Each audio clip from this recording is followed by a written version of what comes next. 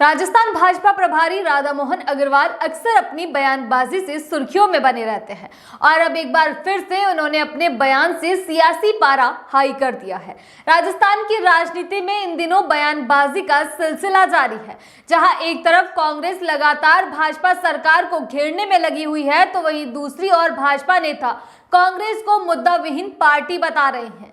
राधा मोहन अग्रवाल ने तो कांग्रेस पर तंज कसते हुए अशोक गहलोत और सचिन पायलट को बेरोजगार तक बता दिया।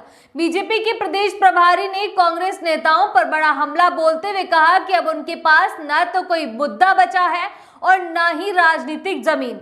राधा मोहन ने कहा कि अशोक गहलोत और सचिन पायलट जैसे नेता भी अपने वजूद को बचाने के लिए हमारे बड़े नेताओं को टारगेट करते हैं। सचिन पायलट और अशोक गहलोत जैसे नेता अब खुद को प्रासंगिक बनाए रखने के लिए भाजपा नेताओं पर निजी हमले करने का रास्ता अपना रहे हैं। वक्फ बोर्ड को लेकर भाजपा और कांग्रेस नेताओं के बीच सियासी बयानबाजी लगातार जारी है। कांग्रेस वक्फ बोर्ड को लेकर विरोध जता रही है, तो भाजपा लगातार इसके प्रचार में लगी हुई है। राधा मोहन अग्रवाल ने कांग्रेस पर अल्पसंख्यक समुदाय को केवल वोट बैंक की तरह इस्तेमाल करने का आरोप लगाया है। उन्होंने कहा कि कांग्रेस अब राजनीतिक रूप से पूरी तरह बेरोजगार हो चुकी है और उसका एकमात्र मकसद भाजपा के कामों पर उंगली उठाना रह गया है। राधा मोहन ने कहा कि कांग्रेस नेताओं ने 65 वर्ष तक मुसलमानों को केवल वोट बैंक माना और उनकी बेहतरी के लिए कोई कार्य नहीं किया। कांग्रेस के राज में मुस्लिम सिर्फ मोची, पेंटर, दर्जी, बैंड बाजा बजाने वाला और पंचर निकालने वाला बनकर रह गया। वहीं भाजपा के महज 11 साल के कार्यकाल में केंद्रीय नौकरियों में 5% के मुकाबले 9.5% भागीदारी मुस्लिम वर्ग से है।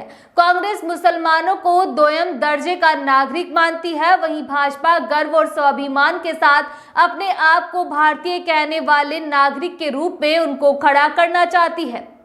15% आबादी वाला मुस्लिम समाज आज पीएम आवास योजना में 31%, उज्ज्वला योजना में 37%, मुद्रा योजना में 36%, जनधन योजना में 42%, पीएम किसान सम्मान निधि योजना में 33% और प्रधानमंत्री रोजगार सृजन गारंटी योजना में 70% लाभान्वित हुआ है।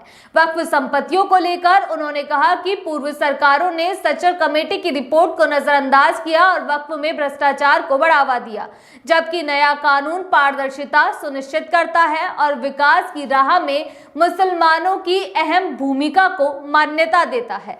राधा मोहन ने कहा कि वक्फ संपत्तियों के मुद्दे पर बड़े पैमाने पर कथित प्रबंधन और भ्रष्टाचार हुआ है। अगर किसी को भी इस मुद्दे से कोई आपत्ति है या कानून से आपत्ति है, तो वह सुप्रीम कोर्ट जा सकता है। राधा मोहन ने कहा कि सुप्रीम कोर्ट उसे कानून को की फिर से व्याख्या नहीं कर सकता, लेकिन वह यह तो देख सकता है कि यह कानून संविधान की भावना के अनुरूप है भी या फिर नहीं। सचिव कमेटी की रिपोर्ट का सही अर्थ वक्फ के नए कानून में निहित है। वक्फ का नया कानून पारदर्शिता पूर्ण है। कांग्रेस सरकार ने कमेटी की रिपोर्ट पर कुछ भी नहीं किया, जबकि वक्फ में लूट का रास्ता और प्रशस्त कर दिया है। अगली बार आपसे फिर मुलाकात होगी, तब तक के लिए इजाजत, नमस्कार।